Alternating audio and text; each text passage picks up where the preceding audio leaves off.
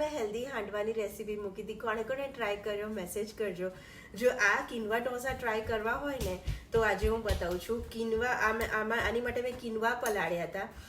એમાં થોડી ચણાની દાળ નાખી હતી, થોડી મસૂરની દાળ નાખી હતી, થોડીક અડદની દાળ નાખી હતી અને થોડી મગની ફોતરાવાળી દાળ નાખી હતી. આ બધું પલાળીને મેં બ્લેન્ડ કર્યું અને ફર્મેન્ટ થવા દીધું. પછી સોલ્ટ નાખ્યું અંદર અને હવે હું ઢોસા ઉતારીશ, બતાવું.